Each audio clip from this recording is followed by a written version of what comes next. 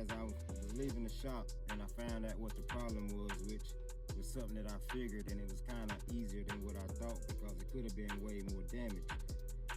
I got on Chat GPT and I did a little research, and it told me to go out and buy this right here. So I went to the local auto parts store, and I'm gonna give this a go myself, and it's supposed to work. But if it don't work, I will be taking it to the muffler shop. But it's supposed to be some good stuff. So in the next clip, yeah, I'll turn y'all back on. We're gonna jack the car. First order of business, we working with safety. As y'all can see, it ain't no shop here. So we got the tire right there just in case the car come down. But first and foremost, I got this sandpaper right here. I gotta sand it down to make it real smooth before we put the putty on. All right, I don't know how well y'all can see up under here, but where the exhaust leak was coming from, was coming right there off the weld spot. I had my resonators deleted and wasn't all that good, so we're gonna tighten that up.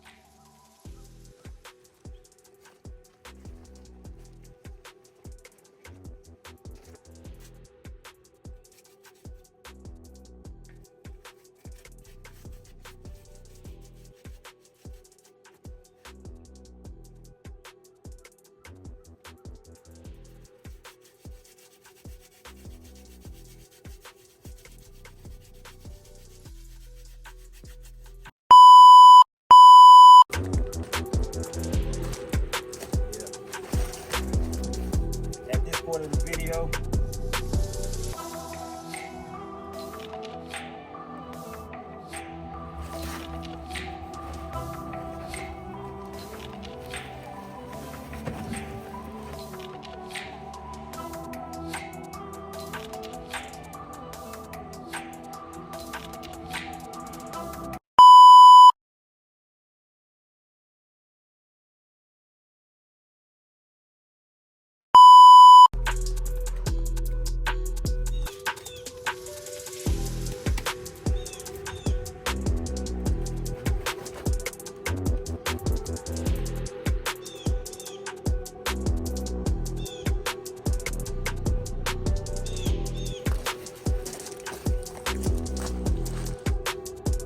All right now fam, as y'all can see, job is done. That is the end results. You're supposed to take care of the job. It said let dry or let harden for 1 hour.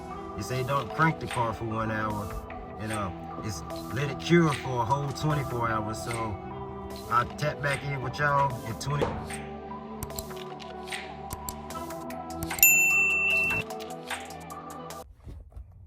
Well fam, it's been a full 24 hours later, and we took the car out on the drive, a little short, little spin around town, and of course, check engine light came right back on. So I ain't mad, I ain't upset. It was just a little quick little fix, temporary.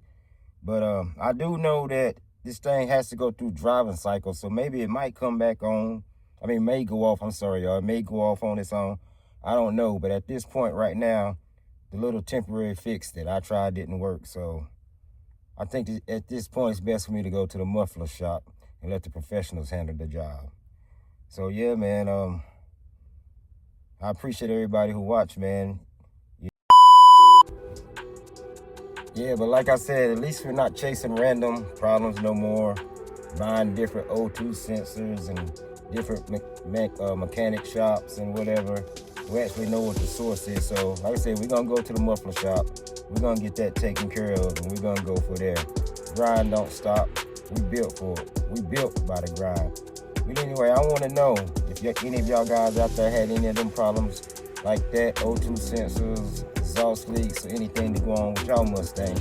Let me know. I know I can't be the only one. So drop down there in that comment section and let me know. And like, comment, subscribe to the channel, turn on all post notifications, and stay tuned. We got more work to do.